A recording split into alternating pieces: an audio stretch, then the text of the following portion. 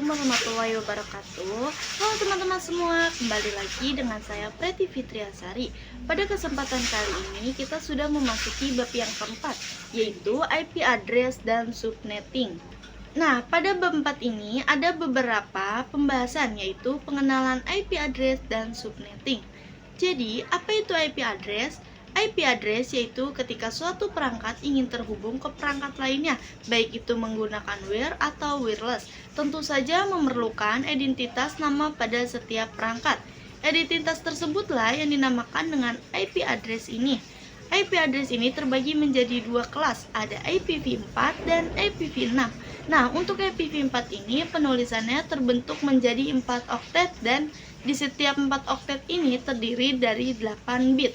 Dan jika dijumlahkan, semua yang terdapat 32 bit dan angka untuk di setiap oktet merupakan angka desimal dari 255. Nah, untuk penulisan IP yang benar di versi 4 itu perlu disertakan prefix. Misalkan di sini terdapat IP 192.168.1.1/24. Nah, maka /24 ini yang dinamakan dengan prefix. Prefix biasa digunakan dalam pengkonfigurasi mikrotik. Adapun di Cisco itu biasanya menggunakan subnet mask. Dan untuk mengetahui prefix yang sesuai dan efektif, maka diperlukan subnetting. Jadi, subnetting adalah upaya atau proses untuk memecah sebuah network dengan jumlah host yang cukup banyak menjadi beberapa network dengan jumlah host yang lebih sedikit. Teknik subnetting membuat skala jaringan lebih luas dan tidak dibatasi oleh kelas-kelas IP A, B, dan C yang sudah diatur. Jadi, di sini misalkan terdapat jaringan komputer kelas yang terdiri dari 6 komputer yang saling terhubung, maka prefix yang cocok untuk 6 komputer ini agar semua komputer bisa saling berkomunikasi. Kasih jawaban yang tepat itu adalah kita dapat menggunakan prefix /29 karena jumlah IP yang dapat digunakan adalah 8. Nah, untuk penjelasan lebih lanjutnya silakan teman-teman bisa simak video ini sampai selesai. Yang kedua, yaitu IP publik dan IP privat. Nah, untuk saat ini kita akan lebih fokus pada IP versi 4, yang mana IP versi 4 ini dibagi menjadi dua, yaitu IP privat dan IP publik. Secara singkat, IP privat merupakan IP yang digunakan di internet dan bisa diakses dari mana saja. Jadi, misalkan kalian mengakses facebook.com, youtube.com, dan lain sebagainya, maka kalian secara tidak sadar itu sedang mengakses IP publik masing-masing yang dimiliki oleh mereka asalkan device kalian itu terkoneksi dengan internet. Kemudian, alamat IP privat ini biasa digunakan di dalam jaringan lokal dan tidak dapat diakses langsung dari internet. Untuk IP privat sendiri ini dibagi menjadi 3 kelas. Yang pertama yaitu kelas A, dan ini setiap kelasnya ini sudah ada ranggenya masing-masing. Yang pertama, yang A ini ranggenya ini dari 10.10.10.0.0.0 sampai dengan 10.255.255.255. Kemudian, yang B ranggenya ini dari 172.16.0.0 sampai 172.31.255.255. Kemudian, yang C ini ranggenya dari 192.168.0.0 sampai 192.168.255. Jadi, jika sebuah IP sudah melebihi dari range masing-masing kelas, maka itu bukanlah IP privat lagi, melainkan. Nah, karena IP privat hanya bisa digunakan dalam jaringan lokal, maka konsep ini dikenal sebagai Network Address Translation atau yang biasa kita sebut dengan NAT, yang memungkinkan beberapa perangkat dalam jaringan lokal menggunakan satu alamat IP. IP publik tunggal untuk berkomunikasi dengan internet. Yang ketiga, yaitu kelas full dan kelas addressing. Nah, jika teman-teman perhatikan pada gambar di sebelah kiri, ia adalah klasifikasi kelas IP privat dan publik. Namun, untuk pengujian kita hanya dapat menggunakan kelas A, B, C, dan D.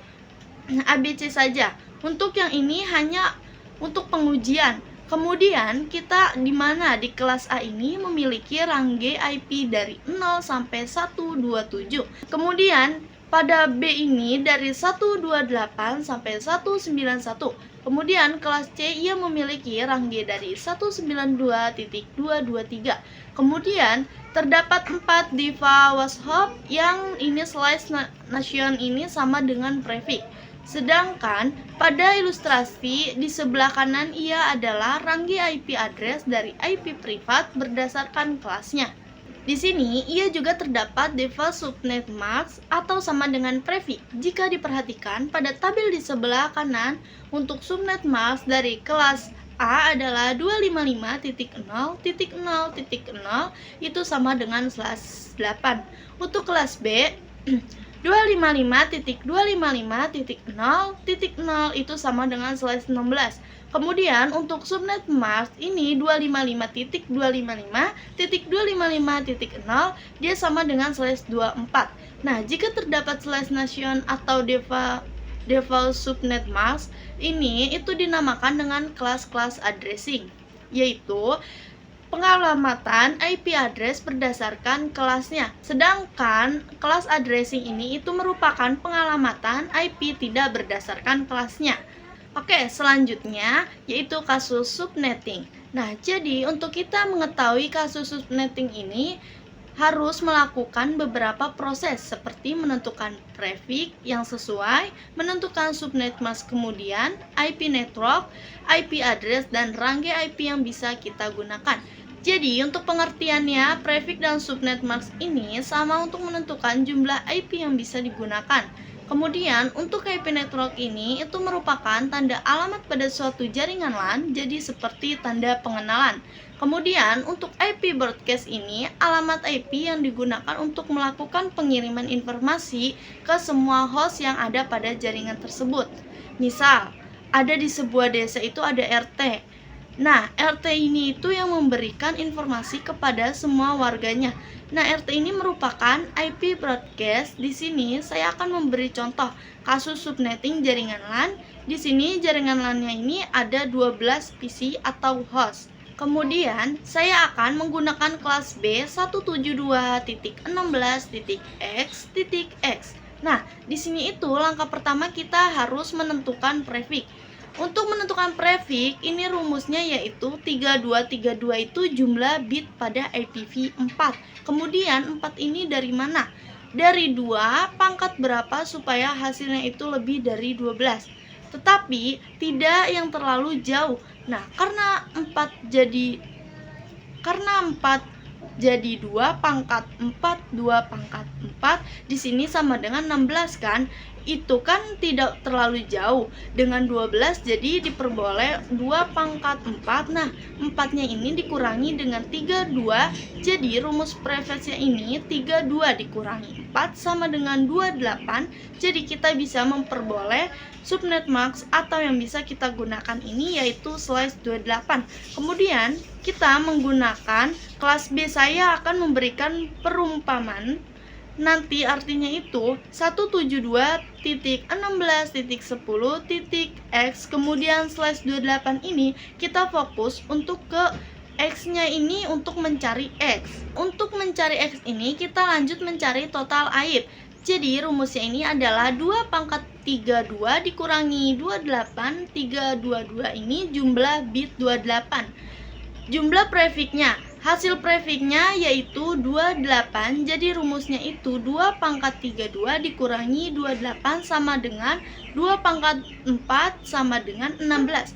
Jadi total IP-nya adalah 16. Kemudian untuk mencari subnet mask ini kita rumusnya 256256. Ini jumlah IP address, kemudian dikurangi dengan total IP totalnya 16. Jadi 256 dikurangi 16 dengan 240. Jadi bisa kita simpulkan untuk subnet mask ini 255.255.255.240 ini kelas C. Kemudian kita langsung mencari IP network. Jadi untuk mencari IP network ini kita dimulai dari 0 kemudian ditambah 0 dengan total IP yaitu 16 total IP-nya 0 ditambah 16. Sini masih tetap 16. Kemudian blok subnet yang ketiga ini 16 dan ditambah 16 yaitu 32 dan diterusnya. Nanti blok yang selanjutnya ini 32 ditambah 16 terus berapa dan sampai 256. Kemudian untuk IP broadcast ini itu dikurangi 1 dari IP network. Di sini kan 0 tidak bisa dikurangi 1 karena bilangan pertama. Kemudian kita mulai dari blok subnet yang kedua 16 dikurangi 1 sama dengan 1532 dikurangi 1 sama dengan 31 dan seterusnya. Nah, di sini kita bisa peroleh untuk rangkai IP yang bisa digunakan untuk sekitar yang bisa digunakan itu sekitar 172.16.10.0 sampai 172.16.0.15. Nah, teman-teman ketahui untuk IP network dan IP broadcast ini itu tidak bisa digunakan untuk IP. Jadi kita itu bisa menggunakan mulai dari 172.16.0.1 sampai 172.16.16.64. Karena kan 15 ini IP address itu tidak bisa digunakan. Nah, jadi seperti itu untuk proses kasus OSOCAT. Oke, selanjutnya yaitu konsep load screen. Untuk konsep load screen ini, alasan blok subnet itu seperti ruangan atau lantai-lantai kita. Kemudian kita perhatikan ke IP network dan juga IP broadcast ini. Untuk tunnel dan 31 ini merupakan blok pertama atau lantai pertama. Kemudian untuk 32 dan 63 ini lantai kedua atau blok kedua. Kemudian 64 dan 95 ini lantai ketiga atau blok ketiga. Nah, jadi seperti ruangan. Nah, untuk ini perlu teman-teman ketahui bahwa antara blok ini misal blok 1 ke blok 2 atau lantai 1 dan lantai 2 ini akan berkomunikasi. Itu tidak akan bisa karena secara defaultnya emang tidak bisa. Tapi kalau masih satu lantai itu, device-nya itu masih bisa saling berkomunikasi. Walaupun sebenarnya antara blok ini itu bisa saling berkomunikasi itu melalui konfigurasi rutin. Oke, selanjutnya itu IPv4 delivery tipe. Jadi di sini kita akan membahas mengenai tipe dan pendeliverian IPv4. IPv4 itu pendeliveriannya ini pada IPv4 terbagi menjadi 3, yaitu ada yang unicast, multicast, dan broadcast. Untuk unicast ini merupakan proses pengiriman data yang diterima oleh satu host saja. Nah, untuk contoh dari unicast ini itu ada seperti komunikasi yang dilakukan oleh IP address, baik itu IP address kelas A, B, atau C. Jadi, cara kelas IP A, B, C ini adalah dengan cara unicast. Kemudian untuk multicast itu adalah pengiriman data oleh satu host ke beberapa host destinasi yang sudah dikelompokkan tujuannya dalam satu grup. Jadi multicast ini berbasis grupnya. Nah, untuk contoh dari yaitu IP kelas D. Kemudian untuk broadcast ini merupakan proses pengiriman data yang diterima oleh semua host yang pada jaringan atau dalam satu blok yang sama. Jadi tidak ke blok yang lainnya, jadi cuma satu blok saja. Nah, untuk contohnya itu cara kerja ARP yang mana itu melakukan pengiriman ARP dari yang dilakukan oleh switch sebagai pembahasan. Terakhir, yaitu konsep switch dan router. Oke teman-teman, switch dan router ini merupakan salah dua dari networking device. Bisa kita lihat definisi dari switch itu adalah untuk mengoneksikan perangkat yang satu network. Kemudian untuk router ini untuk yang berbeda. Nah, untuk mengkoneksikan dua PC itu kan hanya perlu kabelan atau perangkat wireless yang lainnya. Nah, berarti jika terdapat lebih dari 2 komputer atau PC atau device lainnya, berarti kita harus menggunakan yang namanya switch RJ4 ini. Untuk jumlah port switch itu beragam, ada yang 24, 48, dan lain sebagainya. Nah, dari switch ke PC ini menggunakan kabel UTP. Dengan catatan dalam jaringan ini itu harus memakai satu blok IP yang sama. Kemudian, jika terdapat dua jaringan yang memiliki IP dengan blok yang berbeda, jika ini ingin saling berkomunikasi, itu harus menggunakan device router. Oke teman-teman, saya kira sudah cukup untuk materi bab 4 kali ini tentang IP address dan subnetting. Kurang lebihnya saya mohon maaf, semoga bermanfaat. Terima kasih. Wassalamualaikum warahmatullahi wabarakatuh.